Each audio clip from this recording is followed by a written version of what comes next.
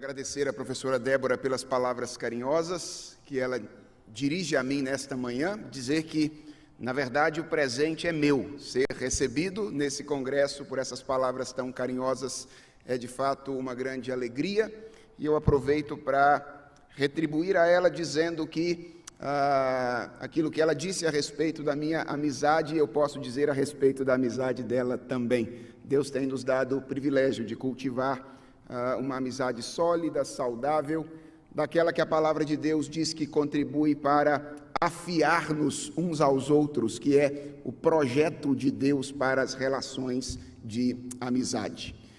Irmãos, cabe a mim a tarefa de ministrar a primeira palestra deste congresso, e eu me sinto muito honrado por isso.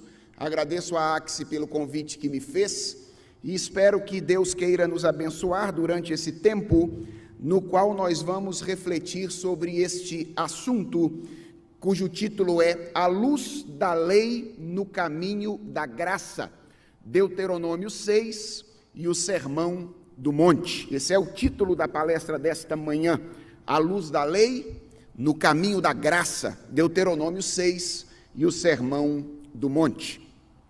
Aqueles que estiveram aqui no último Congresso Bienal da Axi, no ano de 2017, portanto, receberam um livreto que eu tive o privilégio de publicar naquela ocasião. O livreto se chama Você Educa de Acordo com o que Adora. Educação tem tudo a ver com religião. O livreto tem um objetivo apologético.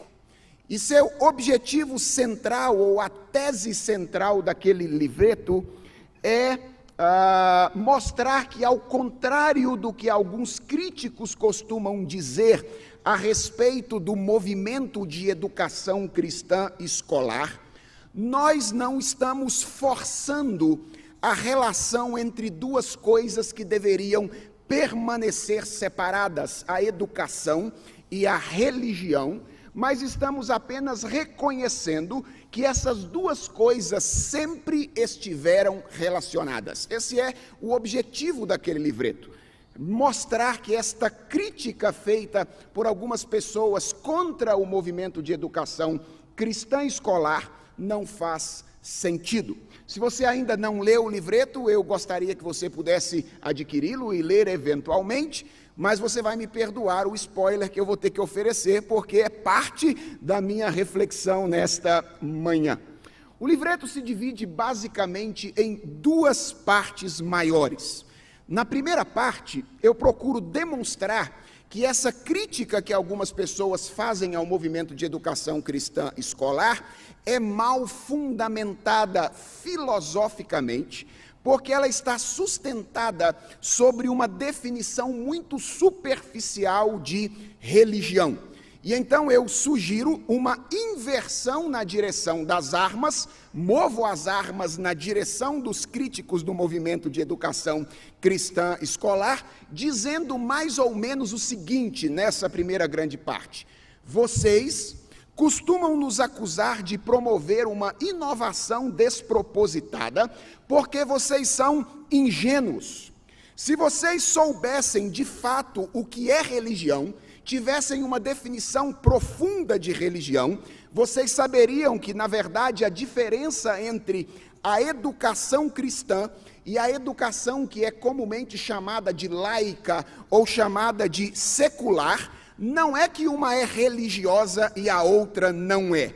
A diferença é que uma declara o seu compromisso religioso, está consciente do seu compromisso religioso, enquanto a outra mantém escondido o seu comprometimento religioso. Ou seja, o objetivo dessa primeira parte é mostrar filosoficamente que todos educam de acordo com o que adoram, por uma razão simples: porque há uma relação necessária entre três coisas: aquilo que nós fazemos, aquilo que nós somos e aquilo ou aquele a quem nós adoramos. A relação é a seguinte: o que nós fazemos, as nossas ações, são um resultado da nossa identidade, ou um resultado de quem nós somos.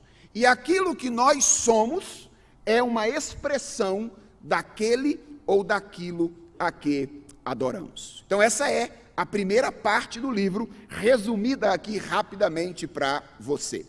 E na segunda parte, o que eu procuro fazer é mostrar que esta relação, que é logicamente trabalhada na primeira parte do livro, pode, na verdade, ser encontrada na revelação de Deus, em uma das passagens mais clássicas quando o assunto é educação cristã, que é Deuteronômio, capítulo de número 6. Então, eu procuro argumentar na segunda parte que essa lógica de relação entre adoração, identidade e prática, na verdade, está presente em Deuteronômio 6, e pode ser percebida entre os imperativos pedagógicos que o texto oferece, ou a relação entre os imperativos pedagógicos que ele oferece, e outras exigências que funcionam como condições para que esses imperativos sejam cumpridos. Deixa eu tentar explicar isso melhor. Geralmente, quando a gente aborda Deuteronômio capítulo 6, nós enfatizamos muito aquilo que nós temos que fazer, as nossas ações. Tu as inculcarás a teus filhos, delas falarás assentado em tua casa, andando pelo caminho, e assim sucessivamente. A ênfase nossa, geralmente, ou se volta para os imperativos práticos de Deuteronômio, capítulo de número 6. Mas nós deixamos de perceber, muitas vezes, que existem duas outras exigências subsidiárias, ou seja, duas outras exigências em Deuteronômio 6, que são condições para que esses imperativos práticos sejam cumpridos. Quais são essas exigências? A primeira delas está no verso de número 5 de Deuteronômio 6, e diz o seguinte: as palavras que hoje te ordeno estarão no teu coração. Então perceba, os imperativos são: tu as inculcarás a teus filhos. Isso é o que você tem que fazer. Mas para que você consiga fazer isso, existe algo que é condição anterior para isso. E qual é esse algo? É que as palavras que você tem que inculcar às pessoas formem o seu caráter, moldem a sua identidade. Antes de transmitir as palavras aos outros, elas precisam ser guardadas no coração. Então, isso demonstra para nós uma relação entre aquilo que nós fazemos e aquilo que nós somos. Mas a exigência mais fundamental de Deuteronômio 6 não é: estas palavras estarão no teu coração. A exigência maior de Deuteronômio 6 é: ouve, Israel, o Senhor teu Deus é o único Senhor. Amarás, pois, o Senhor teu Deus de todo o teu coração, de toda a tua alma e de toda a tua força. O que é que essa exigência ensina para nós? Ensina que, se é verdade que o que fazemos é um resultado daquilo que somos, também é verdade que aquilo que nós somos é um resultado daquilo que nós amamos, é um reflexo daquele a quem nós adoramos. Então, aqui está a lógica que está exposta nas páginas da revelação em Deuteronômio capítulo 6. A adoração determina a nossa identidade, ou seja, aquilo ou aquele a quem adoramos determina quem nós somos. E a identidade determina as nossas ações, ou quem somos se expressa naquilo que nós fazemos. Qual é a implicação imediata disso? Simples, é que adorar o verdadeiro Deus e ter a sua identidade conformada à sua vontade é a condição básica para que alguém promova boa educação cristã. Ser um adorador do Senhor e ter a sua identidade conformada pela vontade de Deus, pelo caráter de Deus revelado nas páginas da Escritura, são as condições fundamentais para que alguém promova educação cristã. Pois bem, por que eu estou recordando a vocês aquilo que eu trato no pequeno livro Você Educa de Acordo com o que Adora? Porque o meu objetivo na palestra de hoje é mostrar a vocês que o chamado que dá tema ao congresso deste ano, qual é o chamado? Seja luz, foi feito pelo Senhor Jesus Cristo no contexto de um discurso cuja lógica é exatamente a mesma. Esse é o objetivo da palestra desta manhã, mostrar a vocês que o Sermão do Monte reverbera a lógica de Deuteronômio 6. Isto é o que eu estou chamando de a luz da lei refletida no caminho da graça. Se você tiver com a sua Bíblia, eu sugiro a você que localize o Sermão do Monte. Ele se encontra no Evangelho segundo Mateus, capítulos 5 a 7, e eventualmente eu vou fazer menção de alguns trechos do Sermão do Monte. Pode ser útil que você acompanhe aí numa Bíblia que eventualmente você tenha, ou no seu aplicativo. Afinal de contas, todos nós hoje carregamos a Bíblia no nosso celular. Quero começar apresentando alguns elementos importantes sobre o contexto do Sermão do Monte, que são significativos para que nós entendamos o ponto da reflexão desta manhã. O tema do congresso esse ano, o congresso da AXE, é um imperativo que ecoa um chamado, que é um trecho de um sermão de Jesus, que está aí registrado nesses capítulos 5 a 7 do Evangelho escrito por Mateus, que é o Sermão da Montanha, ou Sermão do Monte. Se você está familiarizado com a Bíblia, com as palavras de Jesus, você sabe que esse sermão ocupa um lugar extremamente importante no ministério do nosso Senhor Jesus Cristo, basicamente por duas razões. A primeira é que ele foi o primeiro grande ato público de Jesus Cristo, além de ter sido o mais longo discurso dele que nós temos registrado. Então essa é a primeira razão pela qual o Sermão do Monte é muito importante para nós. Aqui nós temos o maior discurso, o mais longo discurso registrado de Jesus Cristo. E ao que tudo indica, nós temos aqui apenas o resumo, ok? São apenas os tópicos principais. Então, quando você for reclamar do tamanho do sermão do seu pastor, lembre-se do Sermão do Monte, ok? Lembre-se do sermão de Jesus Cristo. Ele foi um sermão extenso, pregado pelo nosso Redentor. E a segunda razão pela qual este sermão é muito importante no ministério de Jesus Cristo é que ele tem como tema central o reino dos céus, que é a expressão equivalente da expressão reino de Deus no Evangelho de Mateus. Então, os outros evangelistas costumam sempre usar a expressão reino de Deus, mas Mateus usa a expressão reino dos céus. Alguns estudiosos entendem que isso se deve ao fato de que o evangelho foi escrito primariamente para os judeus, que tinham o costume naquela época de evitar a grafia e a pronúncia do nome de Deus. E então, Mateus talvez tenha criado esta expressão reino dos céus como uma expressão sinônima da terminologia mais comum, que é a terminologia reino de Deus.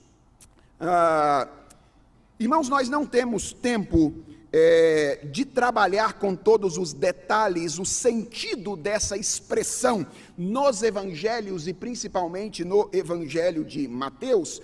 Mas o que nos interessa saber nesta manhã para compreender o nosso ponto é que o Sermão do Monte é uma espécie de manifesto.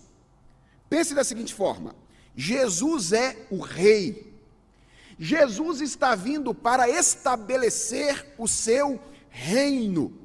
E quando ele começa o seu ministério público, então ele proclama essas palavras que nós temos registradas em Mateus capítulo 5 ao capítulo 7. Aqui nós temos como que o discurso de inauguração do reino de Deus. E qual é o objetivo de Jesus Cristo aqui? Apresentar as diretrizes desse reino que ele veio estabelecer. Então Jesus é o rei. Jesus está vindo para estabelecer o seu reino sobre a terra, e este sermão são as palavras inaugurais desse reino, é o manifesto do reino de Jesus Cristo, no qual ele vai apresentar as diretrizes do reino que ele veio estabelecer. Nesse sentido, nós poderíamos dizer que o Sermão do Monte é uma espécie de código de ética. Ele descreve a maneira como os súditos do reino de Deus, os cidadãos que pertencem ao reino de Deus, devem viver. E essa é a razão pela qual esse sermão está repleto de imperativos. Se você já leu alguma vez o Sermão do Monte, se você não leu, eu sugiro que você leia rapidamente. Você sabe que boa parte do seu conteúdo é orientação a respeito do que nós devemos fazer e a respeito do que nós não devemos fazer. Então ele é um código de ética. Jesus está ensinando aos cidadãos do reino a maneira como eles devem viver. E quanto ao tipo de argumentação, quanto à maneira como Jesus faz isso, não é difícil perceber que ele se vale frequentemente de uma espécie de raciocínio dedutivo, ou seja, aquele tipo de raciocínio que vai do geral para o particular. Então deixa eu tentar exemplificar isso para você no Sermão do Monte. Se você tiver a sua Bíblia aí, ou tiver com seu aplicativo aberto, dê uma olhadinha no capítulo de número 6 do Evangelho de Mateus. Quando você abre aí, você percebe que a argumentação de Jesus segue exatamente este caminho. No verso 1 do capítulo 6, Jesus estabelece um princípio que deve reger a vida de todos os cidadãos do reino. Qual é o princípio? O princípio da autenticidade. Ele diz assim: guardai-vos de exercer a vossa justiça diante dos homens, com o fim de serdes vistos por eles. Doutra sorte, não tereis galardão junto do vosso Pai Celeste. O que Jesus está fazendo aqui? Ele está ensinando um princípio geral. Qual é o princípio geral? Vocês não devem agir com o objetivo de serem vistos pelos outros. As ações de vocês devem ser ações autênticas. Vocês não devem agir só para que as pessoas olhem para vocês e digam: que bom cidadão do reino fulano de tal é, mas você deve agir de maneira autêntica. E em todo o restante do capítulo 6, o que Jesus vai fazer é mostrar como é que esse princípio geral estabelecido no verso 1 se aplica a situações diferentes. Então, por exemplo, quando você chega no versículo 2, aí Jesus diz assim: quando, pois, deres esmola, veja, Jesus tem um princípio geral, e agora o que ele está fazendo? Aplicando, particularizando este princípio. Você vai dar desta maneira. Depois você chega no verso de número 5 do capítulo 6, e aí nós temos: e quando orardes, o que Jesus vai fazer agora? Vai ensinar como é que o princípio geral estabelecido no verso 1 se aplica à prática da oração. E aí você chega no verso de número 16, e você lê: e quando jejuardes, veja, o princípio geral sendo aplicado a circunstâncias ou a ocasiões particulares. Isso é o que Jesus faz aqui no capítulo 6, nesse trecho que eu acabei de mencionar a vocês. Agora preste atenção, esse movimento que é visto nesse trecho particular, esse trecho menor do sermão de Jesus, pode ser visto também no sermão como um todo. Quando você olha para o sermão de modo mais geral, você percebe que a mesma lógica, o mesmo tipo de argumentação que Jesus está usando aqui nesse trecho menor, anunciando um princípio geral e aplicando a situações particulares, é usado por Jesus no sermão como um todo. Ele também se estrutura dessa maneira. Você tem uma exigência geral no começo, que é seguida então de particularizações, mostrando como essa exigência deve ser cumprida em cada aspecto da vida. O trecho do sermão, que é ecoado pelo tema desse congresso, é exatamente o trecho no qual Jesus está apresentando o princípio geral, o princípio genérico do Sermão do Monte, que ele vai aplicar posteriormente a situações distintas. Ele está lá no capítulo 5, o trecho, versos de número 13 até o verso de número 16, que eu passo a ler com vocês agora e peço a vocês que acompanhem aí a leitura que eu vou fazer. Jesus diz assim: vós sois o sal da terra.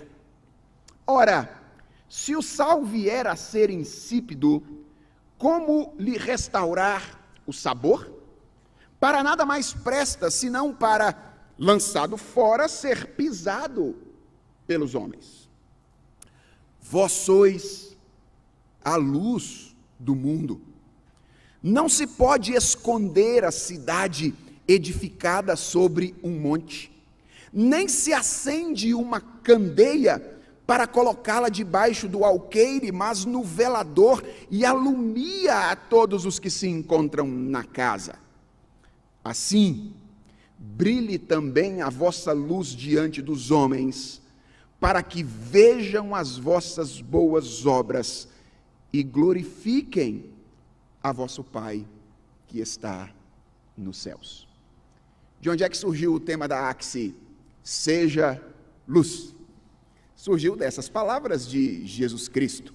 Esse é o trecho do Sermão do Monte, que é ecoado pelo apelo feito pelo tema deste congresso, seja luz.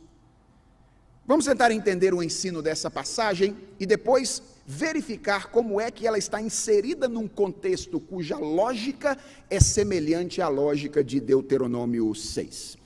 Irmãos, eu creio que compreender o ensino desta passagem não é alguma coisa tão difícil. Vejam, obviamente que o entendimento dessa passagem não é um entendimento unívoco entre os estudiosos em todos os detalhes. Mas o que eu estou dizendo é que o núcleo de ensino desta passagem é relativamente simples e não é muito difícil entender o que é que Jesus está dizendo a nós e o que ele requer de nós ao proferir estas palavras. Se você prestou atenção na leitura, você já verificou que Jesus se vale de duas metáforas aqui para designar os seus discípulos, os cidadãos do reino dos céus. Jesus compara os cidadãos do reino dos céus a duas coisas diferentes aqui entre os versos 13 e 16 do capítulo 5. A primeira metáfora de Jesus, que é a metáfora mais discordante entre os estudiosos, é a metáfora do sal. Jesus diz: vocês são o sal da terra. Por que eu estou dizendo que essa é a metáfora mais discordante? É porque os estudiosos variam no entendimento de qual é o sentido que Jesus está atribuindo ao uso dessa metáfora nessa ocasião. Então, há um grupo de estudiosos que entende que Jesus está se referindo ao sal aqui de acordo com a sua propriedade de conservante. Ou seja, você sabe que naquela época de Jesus não tinha geladeira, e quando alguém queria levar algum alimento, uma carne, por exemplo, para algum lugar, a maneira de evitar que a carne durante o transporte fosse apodrecida era salgar a carne. Talvez alguns de vocês vivam em regiões do Brasil onde esse ainda é um costume comum, salgar a carne, talvez não mais com o objetivo apenas de que ela permaneça pura para o consumo, mas agora porque a gente descobriu que esse negócio de carne salgada com o tempo é bom, não é? Então, em alguns lugares isso ainda é feito no nosso país. Então, para alguns estudiosos, o que Jesus teria em mente aqui é a propriedade que o sal tem de manter um determinado alimento em boas condições. E se for isso, Jesus estaria se referindo aqui então, através dessa metáfora, a uma espécie de efeito colateral da presença cristã no mundo, que é não permitir que a maldade existente no mundo seja expressa e seja experimentada em toda intensidade. Então, alguns estudiosos dizem, olha, o que Jesus tem em mente aqui é, na verdade, esse efeito da presença cristã no mundo, que é não permitir que a maldade que existe no mundo se espalhe de maneira significativa. Para esses estudiosos, o texto ou esta primeira metáfora, então, teria uma ênfase mais negativa e não uma ênfase positiva. Mas existem outros estudiosos que, interpretando esta metáfora, entendem que Jesus está se referindo aqui ao sal como tempero, não à sua propriedade de conservante, mas à sua propriedade de atribuir sabor. E aí, para esses estudiosos, Jesus estaria se referindo então ao resultado da atividade intencional dos cristãos no mundo, tornando a vida no mundo não apenas algo mais possível, mas tornando a vida no mundo mais saborosa, tornando a vida no mundo mais agradável. A ênfase desses estudiosos é mais positiva. Então, alguns dizem, é sal no sentido de conservante, ênfase negativa. Outros dizem, não, é sal no sentido de sabor, ênfase positiva. E há um terceiro grupo de estudiosos com o qual eu tendo a concordar, que entende que a metáfora talvez tenha um duplo significado. Ou seja, é possível que Jesus esteja se referindo ao sal aqui nos dois sentidos. Tanto à sua propriedade de conservação, e seria então uma tarefa da presença cristã no mundo, não permitir que o mal que existe nele se alastre e tome conta de maneira significativa de toda a realidade, mas o sal também como saborizador, como tempero, e então seria parte da missão cristã no mundo, não apenas tornar a vida possível, mas tornar a vida mais agradável e mais saborosa. Então essa é a primeira metáfora que Jesus usa aqui para se referir à exigência que ele faz aos cidadãos do reino no início do seu discurso. Mas a que mais nos interessa é a segunda metáfora, não é? Que é a metáfora da luz. E entre os estudiosos não existe grandes discordâncias na interpretação desta premissa ou desta metáfora, embora, se você bater o olho aí nos versos que apresentam a metáfora da luz, você pode ficar com uma pulga atrás da orelha quando percebe que Jesus usa duas imagens e não uma apenas. Ele usa a imagem da cidade edificada sobre o monte e a imagem da lâmpada pendurada no velador. Então, só para deixar uma pulga atrás da orelha, são duas imagens e talvez os mesmos dois sentidos estejam sendo reverberados por Jesus através da imagem da luz. Mas o entendimento regular desta metáfora, a segunda, a da luz, é o de que ela se refere à atividade intencional dos cristãos no sentido de impactar o mundo com a ética do Evangelho, dissipando as trevas que há no mundo e tornando o mundo mais iluminado. Irmãos, vejam bem, apesar dessas pequenas divergências na interpretação das metáforas, parece muito claro aqui que essas duas passagens têm um núcleo comum, e que o entendimento desse núcleo é simples e inequívoco. O que Jesus está querendo nos dizer aqui quando ele usa essas duas metáforas e compara os cidadãos do reino dos céus ao sal e à luz? Basicamente, o que Jesus está nos ensinando é que os cidadãos do reino dos céus não são tirados imediatamente do reino terreno. Quando as pessoas se encontram com Jesus Cristo, elas não são imediatamente tiradas do reino terreno. Pelo contrário, Jesus está ensinando que os cidadãos do reino celestial são deixados no reino terreno, para usar a linguagem de Agostinho agora, como membros da cidade de Deus, vivendo na cidade dos homens. Esse é o ensino de Jesus Cristo. Os cidadãos do reino são membros da cidade de Deus, vivendo no presente momento na cidade dos homens. E o que o rei espera dos seus súditos enquanto eles vivem nesta condição é algo simples: é que eles ajam de maneira tal que o reino terreno seja impactado pelo reino celestial. Isso é o que Jesus está ensinando aqui. O que o rei requer dos súditos do cidadão do reino, não é que eles saiam do mundo, mas é que eles permaneçam no reino terreno, vivendo de tal maneira que o reino terreno receba o impacto do reino celestial através da vivência da ética do reino dos céus. Isso fica claro no final da passagem, no verso de número 16, quando Jesus Cristo apresenta aqui o que é esperado, a resposta esperada dessa ação dos cidadãos do reino. Jesus diz: para que as pessoas vejam as vossas boas obras e glorifiquem a vosso Pai que está nos céus. Então essa é a exigência de Jesus. Se você tiver que resumir a ética do reino de Deus, ou a ética do reino dos céus, expressa no Sermão do Monte, aqui está um bom resumo. Jesus está estabelecendo o seu reino. Ele é o verdadeiro rei. Nós somos súditos do reino que Jesus Cristo está estabelecendo. E o que é que o rei espera dos seus filhos ou dos seus súditos enquanto eles vivem neste momento em que eles estão como cidadãos do reino celestial, vivendo no reino terreno? Que eles vivam de tal modo que o reino terreno seja impactado pelo modo de viver deles, que é adequado ao estilo de vida do reino dos céus.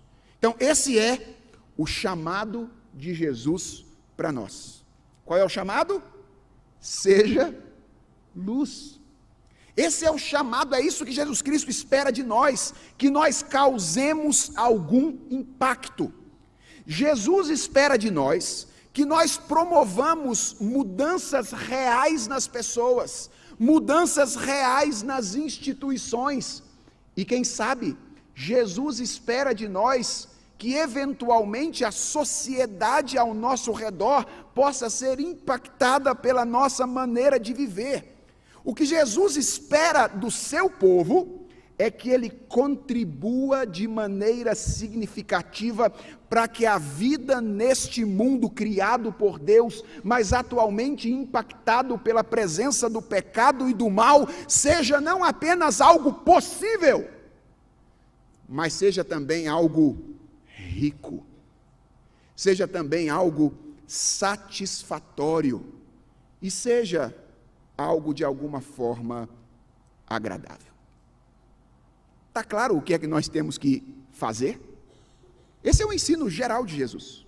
Isso é o que ele requer de nós. Se você quiser entender como é que eu faço isso, qual é o estilo de vida que eu preciso adotar se quero viver como luz no mundo, aí você tem que ler o Sermão do Monte.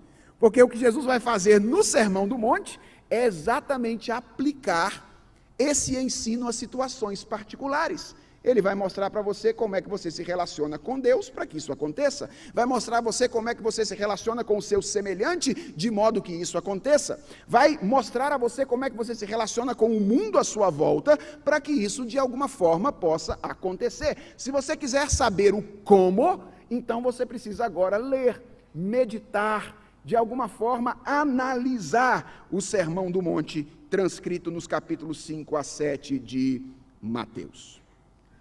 Mas a pergunta que eu gostaria de fazer nesta manhã, com o objetivo de encaminhar-nos ao ponto central da nossa palestra, que é a relação entre a lógica do Sermão do Monte e a lógica de Deuteronômio 6, não tem a ver tanto com o como, no sentido da maneira como nós devemos fazer isso, mas tem a ver com as condições. Será que é possível fazer isso? Jesus está exigindo de nós que nós vivamos como sal e como luz. A pergunta é: dá para fazer isso? Talvez a gente possa aprofundar ainda mais a pergunta. Será que qualquer pessoa pode fazer isso? Esta é uma exigência que pode ser atendida por qualquer pessoa. Ou podemos aprofundar ainda mais. Quais são as condições para que alguém promova o tipo de impacto que é descrito nesta passagem? Essa é a pergunta que eu gostaria de ajudar vocês a responder nesta manhã.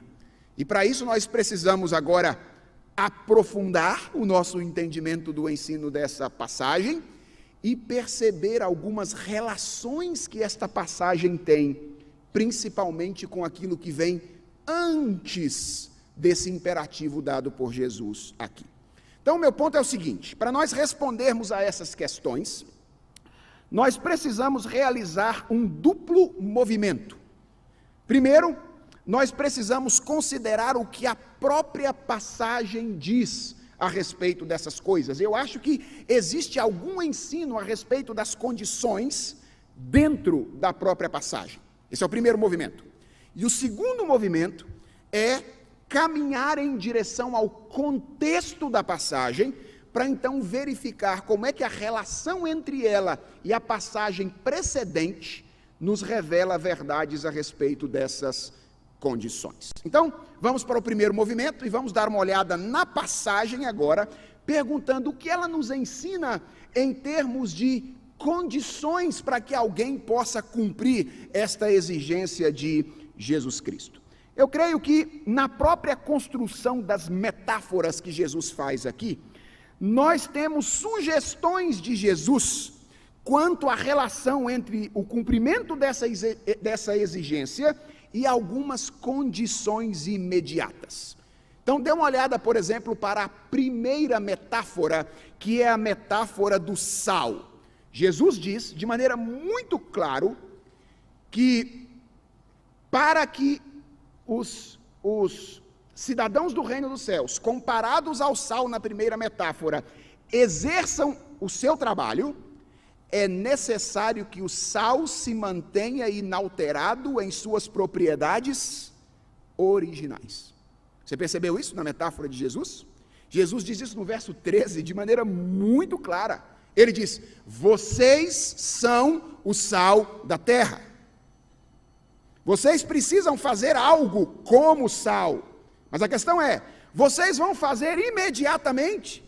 Qual é a condição para que vocês façam isso? Jesus diz no verso 13, ora, se o sal vier a ser insípido, como lhe restaurar o sabor? Para nada mais presta, senão para, lançado fora, ser pisado pelos homens. Você percebeu o que é que esta fala de Jesus sugere? Ela sugere que uma das condições fundamentais para que os súditos do rei, os cidadãos do reino, exerçam o seu ministério de modo adequado, é ter a identidade no lugar. Jesus diz isso de maneira muito clara aqui. Jesus está dizendo que nós podemos perder qualquer possibilidade de impacto significativo no lugar onde nós estamos, se nós permitirmos que a nossa identidade seja comprometida.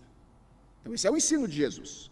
Aqui nós temos uma relação muito clara entre aquilo que nós fazemos e aquilo que nós somos. Eu vou voltar a isso posteriormente, mas eu gostaria que você já percebesse aqui de imediato que o que nós temos aqui é algo semelhante à lógica de Deuteronômio capítulo 6. Para você fazer a coisa certa, você precisa ser ou ter uma identidade adequada àquilo que deve fazer. Mas há uma segunda condição que é posta por Jesus aqui de maneira clara na segunda metáfora.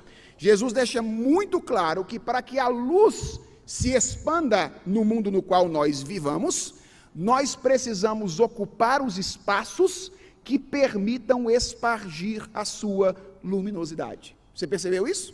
Jesus diz: vocês são a luz do mundo. Agora, o que é necessário para que a luz de vocês brilhe e alcance as pessoas? Jesus diz nos versos 14 e 15, não se pode esconder a cidade edificada sobre um monte, nem se acende uma candeia para colocá-la debaixo do alqueire, mas no velador, e alumia a todos os que se encontram na casa. O que essa segunda imagem aqui sugere para nós? Que nós também perdemos a capacidade de influência quando nós optamos pelo isolamento. Ou seja, quando os cidadãos do reino dos céus resolvem viver de modo isolado, não na companhia das pessoas e realizando as atividades corriqueiras do dia a dia, então eles perdem a oportunidade e a capacidade de serem luz no meio das pessoas. Irmãos, percebam um detalhe. O que essas duas imagens aqui ensinam para nós é que tanto uma postura de secularização, o que é uma postura de secularização? É quando nós nos identificamos com o mundo. É quando o sal se torna insípido. Postura de secularização. Quanto uma postura de ascetismo. O que é uma postura de ascetismo? É quando a gente se separa completamente do mundo. São prejudiciais ao testemunho cristão. A secularização de um lado e o ascetismo do outro são ambos prejudiciais ao testemunho cristão. Para cumprir a exigência que Jesus nos faz aqui nesta passagem de sermos sal da terra e luz do mundo, nós precisamos ao mesmo tempo estar no mundo como verdadeiros cristãos. Se nós formos verdadeiros cristãos, mas fugirmos do mundo, não conseguimos ser sal e luz. Por outro lado, se estamos no mundo, mas nossa identidade se compromete, nós não conseguimos cumprir a missão que Jesus Cristo tem para nós. As duas coisas são essenciais, que nós vivamos no mundo, mas que nós mantenhamos a nossa identidade sem comprometimento com a mentalidade, os princípios do mundo no qual nós estamos. Então, essas são as condições apresentadas dentro da própria passagem. Você precisa ser um verdadeiro cristão, e você precisa viver como verdadeiro cristão no lugar onde Deus te colocou. Mas há o segundo movimento. Eu disse que nós precisaríamos de dois. Primeiro, olhar para dentro da passagem, para ver as condições que ela estabelece, e agora olhar para o contexto da passagem, para ver como esse contexto também estabelece condições. Se você passou os olhos aí pelo Sermão do Monte, na sua Bíblia ou no seu aplicativo, é bem provável que você percebeu que, embora essa exigência de Jesus, o texto com o qual nós estamos lidando aqui, esteja bem no começo do sermão, está bem lá no comecinho do Sermão do Monte, essa não é a primeira coisa que Jesus diz aqui no seu sermão. Você percebeu isso? Então, esse texto está no começo do sermão, mas o sermão não começa com esse texto. Na verdade, o chamado de Jesus para que os seus discípulos sejam sal da terra e luz do mundo é antecedido por uma outra passagem que, juntamente com algumas outras na Bíblia, os 10 mandamentos, a oração do Senhor, tem sido historicamente importante para a tradição cristã, que é a passagem das bem-aventuranças. E a pergunta é: o que nós temos nas bem-aventuranças? Uma descrição da natureza do cidadão do reino dos céus.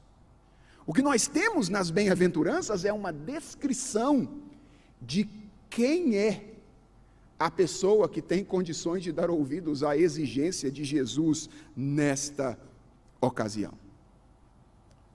Um detalhe: esse não foi um sermão que Jesus pregou para um público genérico e indiscriminado. Vejam, é provável que muita gente tenha ouvido o Sermão do Monte, mas o texto de Mateus deixa muito claro que Jesus direcionou o seu sermão especificamente aos seus discípulos. O verso 1 do capítulo 5 diz: vendo Jesus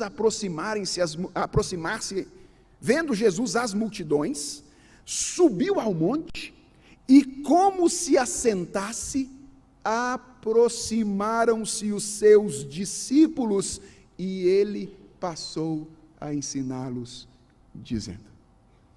Qual é a questão para a qual eu creio que nós devemos nos atentar aqui?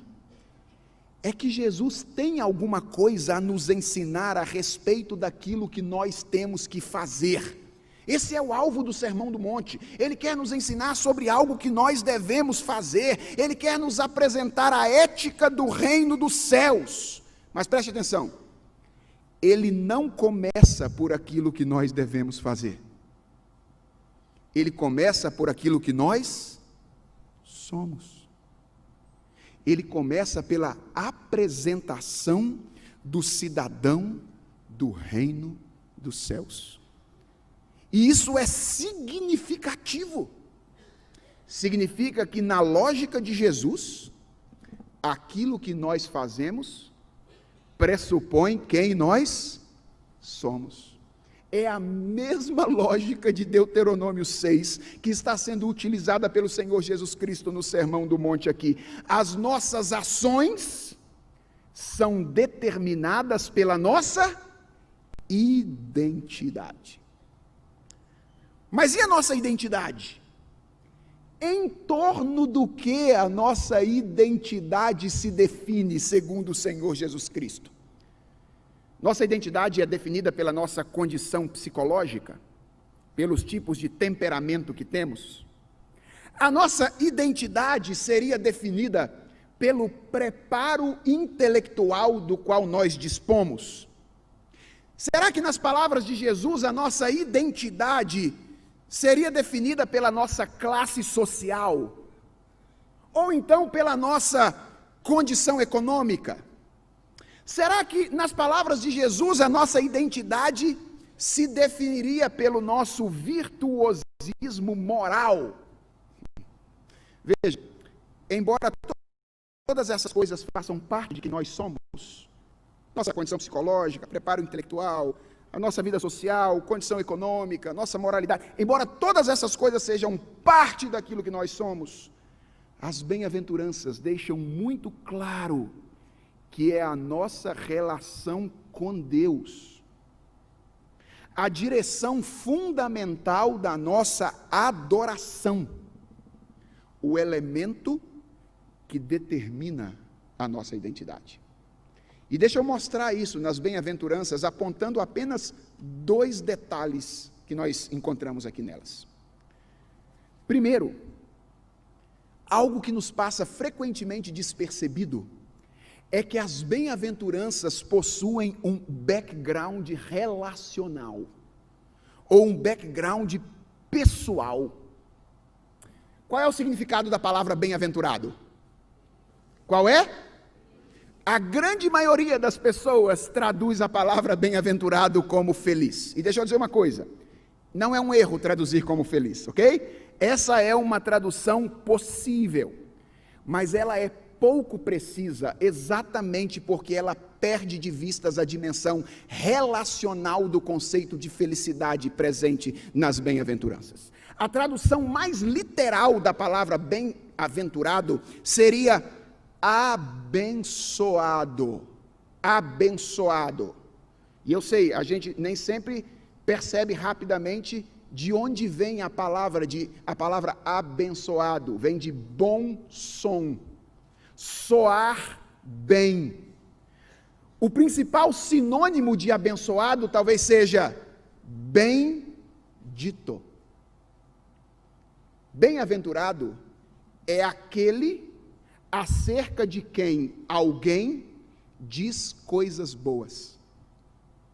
Quando a Bíblia diz que nós somos abençoados por Deus com toda sorte de bênção na região celestial, o que ela está dizendo é que Deus fala coisas boas a nosso respeito. Esse é o significado da palavra bem-aventurado. Abençoado. Aquele que é bendito. E a pergunta é, que relação é esta que é o pano de fundo para a definição do homem verdadeiramente satisfeito, verdadeiramente feliz, verdadeiramente abençoado? É a relação entre Deus e o homem. O que Jesus está dizendo aqui é que bem-aventurado é o homem a quem Deus abençoa. Bem-aventurado é aquele a quem ou acerca de quem Deus pronuncia boas coisas. Bem-aventurado é aquele a quem Deus bendiz. Você percebeu a importância de redefinir essa tradução? Porque quando a gente usa a palavra feliz, parece que a gente pode ser sem nenhum tipo de relação com qualquer outra pessoa. O que o texto está dizendo é que ninguém pode ser feliz verdadeiramente se não estiver numa direção positiva na relação criatura-criador. Bem-aventurado, abençoado, bendito, é a relação com Deus, o pano de fundo das bem-aventuranças. Mas eu quero te mostrar um segundo detalhe antes de encerrar a minha fala nesta manhã. É que as bem-aventuranças nada mais são do que a descrição de um caminho de conversão religiosa. Elas nada mais são do que a descrição de um caminho de conversão religiosa. Conversão que vai da idolatria de si mesmo à adoração sacrificial. Parece estranho, não é? Dizer que isso está presente aqui. Deixa eu mostrar isso para você. Ao contrário do que nós eventualmente podemos pensar, as bem-aventuranças não nos apresentam um conjunto de virtudes aleatórias. As bem-aventuranças nos apresentam um caminho sequencial. Às vezes a gente olha para as bem-aventuranças como a gente olha para as listas de dons espirituais do Novo Testamento. Como se a gente pudesse dizer assim, olha, eu sou mais isso do que aquilo. Eu tenho isso, mas não tenho aquilo. Na verdade, a descrição aqui não é a descrição de virtudes separadas que nós podemos ou não podemos ter. A descrição aqui é de um caminho. Talvez nós possamos pensar aqui nas bem-aventuranças como uma espécie de escada, feitas por degraus espaçados de tal modo que é impossível atingir um degrau sem ter atingido o outro. É um caminho, é uma escada que está sendo descrita de alguma forma aqui. E oportunamente você vai poder ler as bem-aventuranças com essa mentalidade e enxergar a relação entre cada uma dessas bem-aventuranças que Jesus Cristo apresenta em Mateus 5. Eu não tenho tempo de fazer isso agora, gostaria muito, mas não tenho tempo de fazer isso agora. Agora, eu gostaria que você se atentasse apenas aos dois extremos da escada, ao primeiro degrau e ao último degrau. E veja qual é o movimento que Jesus está descrevendo aqui. Ele começa com o reconhecimento da pobreza espiritual. Bem-aventurados os pobres de espírito, os humildes de espírito. De quem Jesus está falando aqui? Certamente das pessoas que reconhecem a sua pobreza. Porque se ele estivesse falando daqueles que são pobres, então todo mundo é feliz. Porque todo mundo é pobre. A diferença é que alguns reconhecem, outros não. Então Jesus está falando aqui de alguém que quando está fora da escada, se vê como rico, que é o seu próprio Deus, que é ensimesmado. Essa é a imagem que você tem quando você vê alguém, esse alguém fora da escada. E o primeiro degrau no qual ele precisa pisar para começar o caminho é reconhecer a sua completa impotência espiritual. Reconhecer a sua condição de miséria espiritual. E como é que a escada termina? Qual é a última bem-aventurança? Bem-aventurados os perseguidos por minha causa. Ela termina com a disposição sacrificial de viver não em função de si mesmo, mas de viver em função de Jesus Cristo. Você percebeu isso? O caminho que Jesus descreve aqui é o caminho de uma conversão religiosa. O que isso ensina para nós? Ensina que, à luz das palavras de Jesus Cristo, a nossa identidade se define em última instância pela nossa condição em relação a Deus. E isso também é extremamente significativo para aquilo que nós estamos vendo nesta manhã. Significa que na lógica de Jesus, quem nós somos pressupõe aquele a quem servimos. É a mesma lógica de Deuteronômio 6 que está sendo utilizada aqui. O que nós fazemos é resultado daquilo que nós somos. E o que nós somos é resultado daquele a quem servimos ou adoramos. Seja a luz de Jesus, mas não se esqueça, aquilo que você faz é resultado daquilo que você é. E aquilo que você é resultado daquilo ou daquele a quem você adora. Esse é o chamado feito pelo Sermão do Monte, e é o chamado acerca do qual a AXE nos convida a refletir durante esse congresso. E a primeira reflexão desta manhã é esta, a reflexão que parte do princípio de que a lógica do Sermão do Monte é a mesma lógica de Deuteronômio 6. Talvez você esteja se perguntando o que isso quer dizer de maneira bem prática. A implicação de compreendermos que a lógica é a mesma é simples, irmãos, embora lidar com ela no coração seja bastante complexa. Qual é a implicação do entendimento, ou deste entendimento dessas palavras de Jesus Cristo?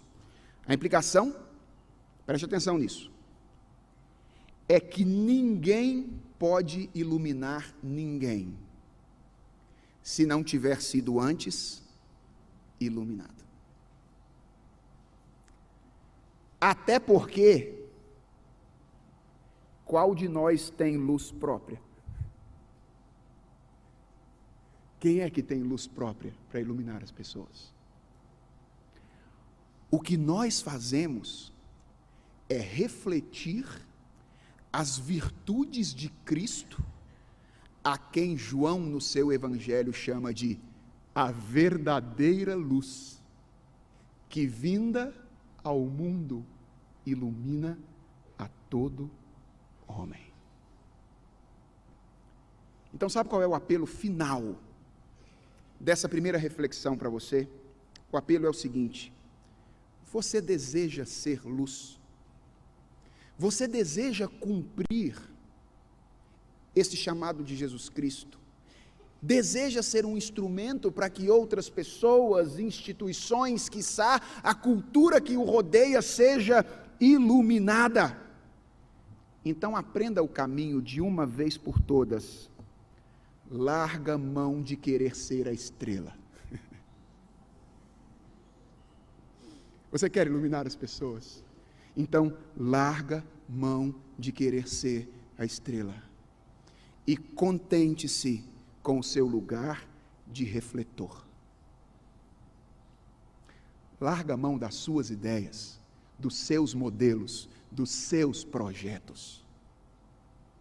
E abra espaço para as ideias de Cristo, para os modelos de Cristo, para o projeto de Cristo. Porque quanto mais Cristo vive em nós, maiores são as condições de que as pessoas sejam iluminadas através da nossa vida. Que Deus nos abençoe, faça de nós luz nos lugares onde nós vivemos.